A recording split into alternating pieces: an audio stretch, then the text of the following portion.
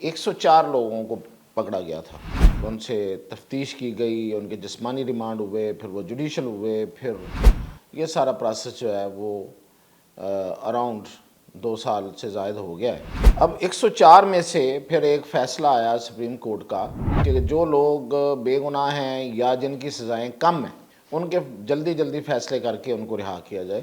تو ان میں پھر 15 لوگ ایسے تھے جن کی سزا 1 سال سے یا 1 سال سے کم تھی، ان کو رہا کر دیا۔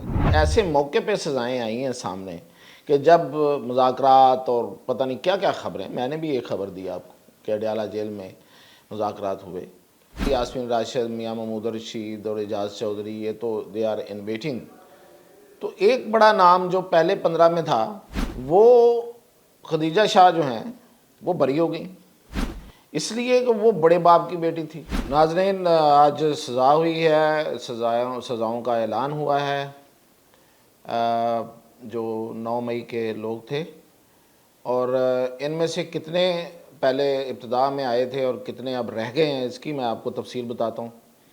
اور 9 مئی ایک بار پھر آپ کو یاد کراؤں گا کہ یہ کیسے ہوا تھا، اور ظاہر ہے کچھ چیزیں بھول بھی جاتی ہیں اور کچھ چیزیں جو ہیں وہ اس میں نئی بھی ہیں۔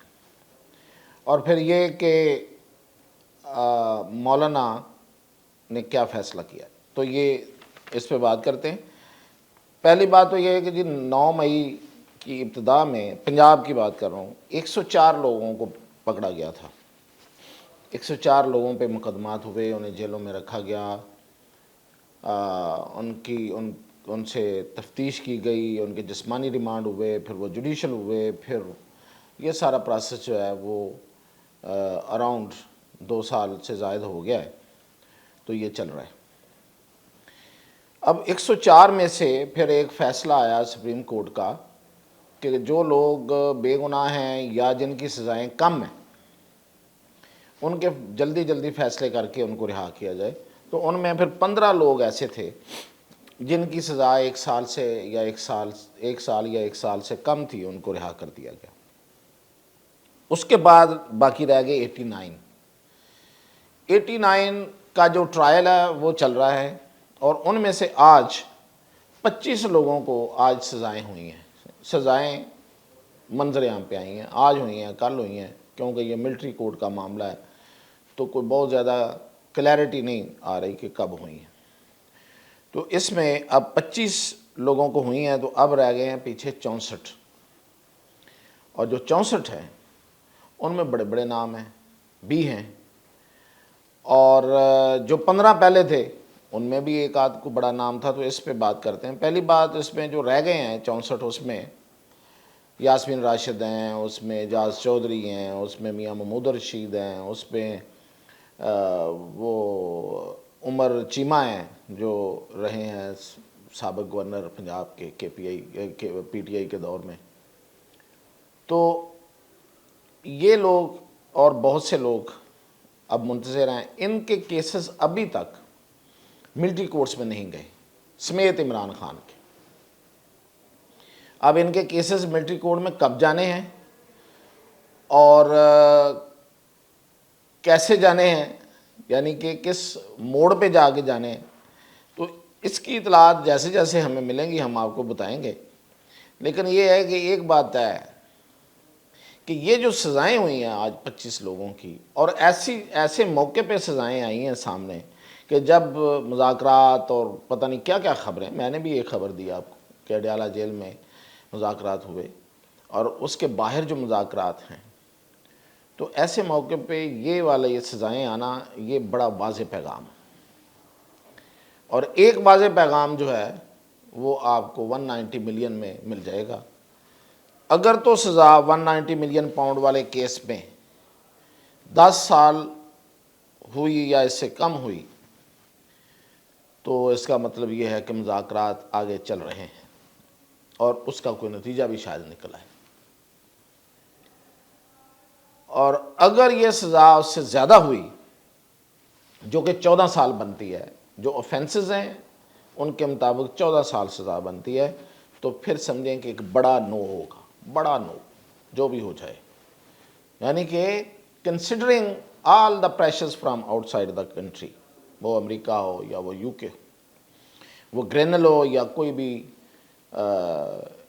انڈین نژاد سینیٹر ہو امریکہ کا، یا یو کے پارلیمنٹیرینز ہوں، یا وہاں کا وزیر خارجہ ہو، یا پھر گولڈ سمتھ فیملی ہو، کوئی بھی ہو، پریشر بہت. یہ سب میں جو آپ کو موٹے موٹے نام لے کے دے رہا ہوں، اس کے علاوہ بھی بہت کچھ ہے.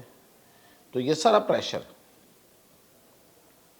تو اس کے آگے پھر بڑا نو ہوگا. یہ ایک آپ سمجھیں کہ ایک علامت ہوگی اس کو جانچنے کی. اب دیکھتے ہیں کہ یہ جو لوگ میں نے بتایا ابھی، یاسمین راشد، میاں محمود رشید اور اعجاز چودھری، یہ تو دے آر ان ویٹنگ. تو ایک بڑا نام جو پہلے 15 میں تھا، وہ خدیجہ شاہ جو ہیں وہ بری ہو گئیں. اس لیے کہ وہ بڑے باپ کی بیٹی تھی، اس لیے کہ اس کے رشتہ دار بہت طاقتور تھے، اس لیے کہ وہ امریکی شہری تھی. اچھا، ہم مان لیتے ہیں کہ اس کی سزا جو ہے وہ نہیں ہوگی اتنی، اور وہ پوری ہو گئی اور اس کو ڈیو پروسیس آف لا آپ نے چھوڑا، تو اس کا پھر انعام دینا ہوتا ہے کسی کو. کسی جرم میں کوئی تھوڑا ملوث ہو یا زیادہ ملوث ہو، اس کا انعام ملتا ہے کیا؟ کہ اس کو آپ بعد میں مذاکراتی ٹیم میں شامل کر لیں، اور اس کو وزٹ ٹیم میں شامل کر لیں جو جیلوں کے وزٹ کرے، اور وہ چیف جسٹس کو ڈائریکٹ خط لکھے، اس سے ملاقاتیں کریں چیف جسٹس آف پاکستان کے ساتھ، وہ ہمارے انصاف کے نظام کا جائزہ لے، ہماری جیلوں کے نظام کا جائزہ لے، اور وہ عمران خان سے ملاقات نہ ہونے پر شکایت کنندہ ہو، اور وہ خط لکھے چیف جسٹس کو. یہ انعام ہے. تو یہ تو سیدھی سی بات ہے کہ ہر بندے کے ذہن میں سوال آئے گا کہ جو عام آدمی ہے اس کو سزا ہو گئی، اور جو خاص تھی وہ آج یہ جو میں نے بتایا پروٹوکول ہے، اور مرتبہ و مقامات مل رہے ہیں اس کو. تو یہ سوال تو ہے. اب اگلا سوال اور بھی ہے، وہ یہ ہے کہ یہ جو ان لوگوں کو بھیجا گیا تھا وہ تو فیض حمید نے نقشے بنا کے شیئر کیے تھے. فیض حمید واز دا کی مین، جس نے 9 مئی سے پہلے اس کے نقشے بنائے، لوگوں کو بتایا، پوری ڈائریکشنز دی، اور ان ڈائریکشنز کے تحت دیکھیں یہ پلاننگ جو ہے نا، یہ کوئی ثابت نہ ہونا بڑی عجیب سی بات ہوگی کہ کل کو آپ کہہ دیں کہ یہ تو دیکھیں یہ اس کے لنکس بڑے ویک تھے اور یہ تھا اور وہ تھا. یہ ایک ہی دن میں تمام ملٹری انسٹالیشنز پہ حملے ہوتے ہیں. سزا تو ملنی چاہیے، میں ملٹری کورٹ اور اس بحث پہ نہیں جا رہا، سزا تو کسی کو ملنی چاہیے جو کوئی جرم کرتا ہے. اور یہ صرف جرم نہیں تھا، یہ تضحیک تھی، یہ حد تک تھی پوری دنیا کے سامنے. آپ اپنے شہداء کی حد تک کر رہے ہیں، اور شہداء کی حد تک اگر آپ فیشن میں یا اگر آپ کسی انتقام میں جائز سمجھتے ہیں تو پھر اس ملک میں رہنا چھوڑ دیں. اس ملک کی بقا پہ دوسری کوئی رائے نہیں ہے کہ یہ شہداء کی وجہ سے ہے، اور یہ باقی ہے اور آپ اس میں رہ رہے ہیں، تو پھر کم از کم شہداء کو تو بخش دیں، باقی سیاست کر لیں. تو یہ ایک ہی دن میں تمام جگہوں پہ جہاں پہ شہداء کے جو مجسمے تھے، جو ان کو خراج عقیدت اور پیش کرنے کے لیے جو ایک علامتی ساری چیزیں تھیں، ان کو ایک دن میں اکھاڑ پھینکا گیا. جناح ہاؤس میں بھی اسی وقت حملہ ہوتا ہے، میاں والی میں بھی ہوتا ہے، فیصل آباد میں بھی ہوتا ہے، پنڈی میں بھی ہوتا ہے ایٹ دا سیم ٹائم، اور بالکل ایگزیکٹ انسٹالیشنز پہ ہوتا ہے. اور لوگ جو ہیں وہ ایک دو ہیں جو سامنے لیڈرز ہیں، باقی ان کو موب کو کون لے کے جا رہا تھا، رستے کون دکھا رہا تھا. تو یہ فیض حمید کی ٹیم تھی. فیض حمید نے اور عمران خان نے یہ بیٹھ کے پہلے یہ ساری پلاننگ ہوئی ہے اس میں. اب یہ تو پنجاب حکومت جو ہے وہ کلیم کرتی ہے کہ اس کے پاس ساری ایویڈنس ہیں، تو ایویڈنس جو ہیں ان کو پروف سامنے لایا جائے یار، پبلک کو پتہ چلے. ہر چیز کو اندھیرے میں رکھ کے چلنا اور ہمیشہ اپنے لیے ایک کشن نکال کے رکھنا، تو پھر یہ آپ کا اعتبار ہی ختم ہوتا ہے. دیکھیں اس نے 2 دن پہلے عمران خان نے یہ کہہ دیا تھا کہ میں گرفتار ہونے جا رہا ہوں، اس نے پیشن گوئی کی تھی. تو پیشن گوئی کس بنا پہ کی تھی؟ یہ پلاننگ تھی. اور اسی پلاننگ کے تحت پھر فیض حمید کی ٹیم نے وہ پہلے وہ لوگوں کو کنوے کیا اور جو ساری چیزیں بتائیں، اس کے بعد لیڈ کیا. یہ بھی ریکارڈ پہ ہے ساری چیزیں، ان کے پاس ہے، تحقیقاتی اداروں کے پاس، کہ وہ ریٹائرڈ لوگ تھے، کچھ حاضر سروس تھے، انہوں نے لیڈ کیا کہ یہ اس طرف سے یہ کرنا اور وہ کرنا ہے. اور پھر جا کے وہ ساری جو ہے وہ 9 مئی کا یہ ایپیسوڈ ہو گیا.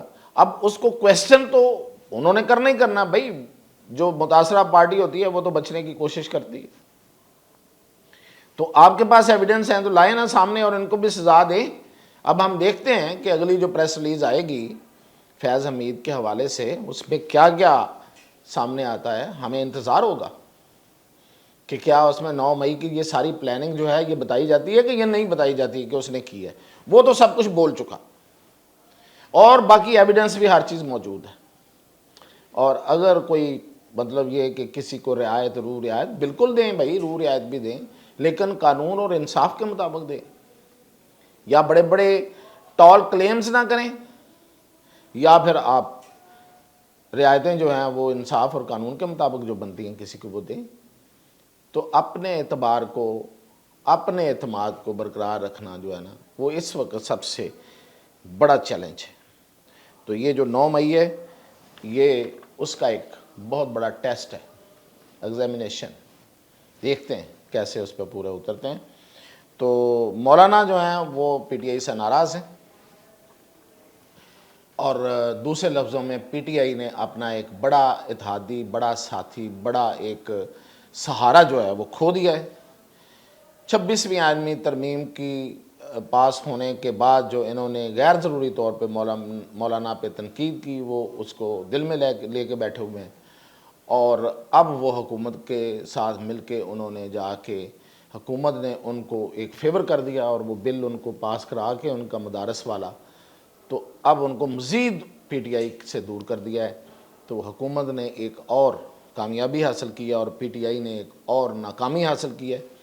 اور پی ٹی آئی جو ہے وہ اس وقت نو ڈاؤٹ تنہائی کا شکار ہے. اس کے ساتھ جو پارٹیاں وہ گن لیں وہ کون ہے، اور مولانا ایک بڑا ان کے ساتھ ایک بڑے اتحادی تھے، ان کو بھی انہوں نے لوز کر دیا ہے. تو یہ ان کے لیے ایک بہت بڑا سیٹ بیک ہے. باقی اپڈیٹ انشاءاللہ کل، تب کے لیے اجازت.